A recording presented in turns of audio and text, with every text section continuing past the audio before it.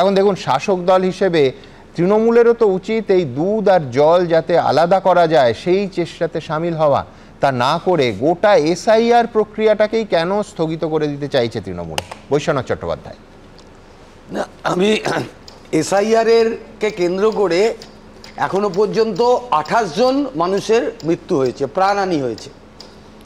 আপনারা জানেন, তাছাড়াও কোন্নগরের বিএলও তপতি বিশ্বাস, তিনি এই কাজ করতে করতে সেরিব্রাল অ্যাটাক হয়েছে। রায়গঞ্জের শিক্ষক কৃষ্ণপদ সরকার, তিনি কাজ করতে করতে অসুস্থ হয়ে হাসপাতালে ভর্তি হয়েছেন।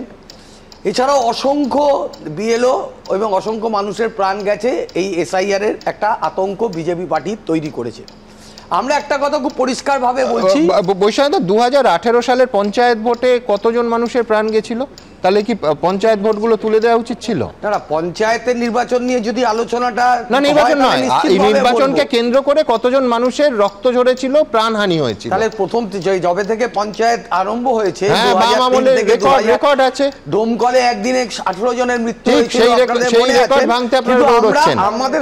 আমাদের সময় আমি আপনাকে প্রমাণ করে দেবো। আমি শুধু এই কথাগুলো বলছিলাম এসআইআরকে কেন্দ্র করে, আপনি একটু যদি আমায় বলতে দেন। ওই যে আপনি বলছিলেন না অনুপ্রবেশকারী, আমি স্বরূপনগর নিয়েও কথা উঠেছে। বিজেপি পার্টির পঞ্চায়েত সদস্য বাংলাদেশের ভোটার লিস্টে নাম আছে, আলাদা প্রতিবেদন দেখাবো, ভোটার লিস্টে নাম আছে।